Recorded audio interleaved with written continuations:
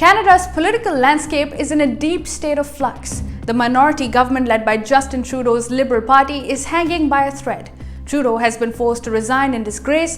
His colleagues are now in a race to install the next Prime Minister, and yet the entire process looks futile because the moment the new Liberal Prime Minister arrives, the next election would be at their doorstep. And that election is all but certain to go the Conservatives' way, led by opposition leader Pierre Poilievre.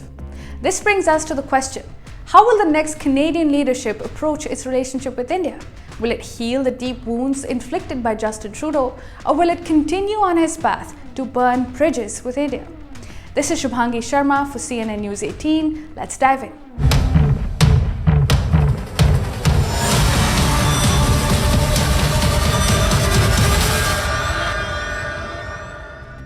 The past decade under Justin Trudeau has been a lost decade for India-Canada relations. His government's tacit support for Khalistani separatists crossed India's diplomatic red lines. Even before accusing India and its diplomats in the assassination of Khalistani terrorist Hardeep Singh Nijjar, Trudeau was busy refusing to extradite criminals with Khalistani links. In 2018, his visit to India was mired in extreme controversy as he danced around an Indian wedding attire, all while failing to explain why Jaspal Atwal, a Khalistani separatist accused of attempting to murder an Indian leader in Punjab, was invited to the trip with him. He was snubbed by Prime Minister Narendra Modi, who did not meet him until the very end of his week-long trip. So this spat goes way back, and it was clear that the Indian government attempted to work with Trudeau on the problem of Khalistani separatism, but realized along the way that he had a soft side for it. The rest is history. Relations plummeted and hit rock bottom following Trudeau's allegations against the Indian government, for which Trudeau is yet to provide evidence.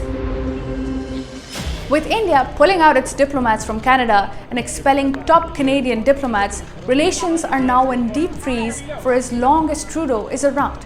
But with the disgraced leader finally out after digging a hole for himself with his poor economic and immigration record, there's an opportunity for Canada to turn the page and reset relations with India. But for that, the next few months are crucial. As Trudeau steps out in March, there are several contenders from his own Liberal Party. Remember, he was under pressure internally by his own MPs to quit, and now there are figures like Chrystia Freeland, Dominic LeBlanc, Mark Carney, and Indian origin Chandra Arya, who have thrown their hats into the ring. But it all doesn't really matter because the next Liberal Prime Minister will only have a few weeks in office. He or she will have to survive a vote of confidence where the Conservatives are sure to take them down. So any reset with India is hinged upon the Prime Minister that arrives after the October election in Canada.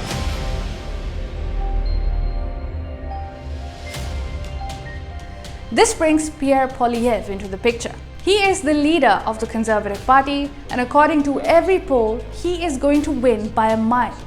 Poilievre is expected to take a pragmatic approach with India. In 2023, Poilievre called Trudeau incompetent and unprofessional for the way he handled ties with India. Let me quote further. "We need a professional relationship with the Indian government. India is the largest democracy on earth, and it's fine to have our disagreements and to hold each other accountable, but we have to have a professional relationship, and that is what I will restore when I'm Prime Minister of this country." That was Poilievre. Now, as Trudeau turned India into a political agenda in Canada, Poilievre has been tacitly accused by the Liberals of being too silent or too close to India and Indians in Canada. But he has refused to take the bait, going so far in 2024 as to cancel Diwali celebrations with the Indian community amid the peak of a diplomatic spat with India. That did not go down well with the Indian community, who were outraged. But this looks more like Poilievre has been refusing to play into Trudeau's hands. Remember, Trudeau has used government agencies and liberal media houses to spin the narrative that India is inimical to Canada and anyone that opposes this idea is betraying their nation. Poilievre would not go near that trap pre-election. Moreover, no other leader has milked the Khalistan-India rift for political gains as strongly as Justin Trudeau, not even NDP chief Jagmeet Singh, with whom the Liberals have a direct contest for the Canadian Sikh vote. However, the Conservatives are not as reliant on this constituency to win elections. That means Poilievre is unlikely to follow in Trudeau's footsteps.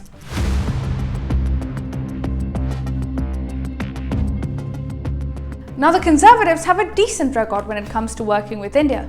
Former Prime Minister Stephen Harper's government was exceptionally warm towards India. Harper's 10-year rule saw trade with India doubling to $4 billion. Investments grew from both sides, and Canada even reversed its position on India's nuclear program, allowing Canada to become a key supplier of uranium to India.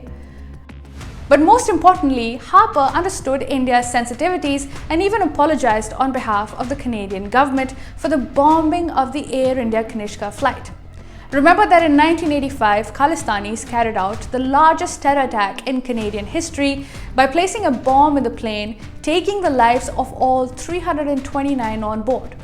What followed was a very slow and shady investigation by Canadian authorities, and justice was simply never delivered. Harper called on his leaders to, and I quote, carefully and systematically marginalize those extremists who seek to import the battles of India's past to Canada. So, marginalize the Khalistanis. That was Harper's call. Cut to Poilievre, who was a minister in Harper's government. He is a strong advocate of Harper's legacy, and this is a strong indicator of things to come. Nonetheless, Trudeau is leaving behind a serious mess in terms of inflation, a housing crisis, and immigration. Poilievre's first priority will be to put out these fires. The next is the elephant in the room, Donald Trump, who threatens to impose 25% tariffs and even suggests that Canada should become the 51st state of the US. It's going to be a difficult negotiation challenge for Poilievre, but he is best placed to do so. Only then will Poilievre turn to India and clean the mess created by Trudeau. Poilievre will need to navigate strategically here. You see, India has been characterized by Trudeau's government as an interfering foreign power that violates Canadian sovereignty. While this cannot be further away from the truth, it does lay a landmine for any succeeding Prime Minister. For this, the entire narrative will need to course correct, from India being the problem to Khalistanis holding Canadian foreign policy hostage and their involvement in terror and illegal drug trade and immigration.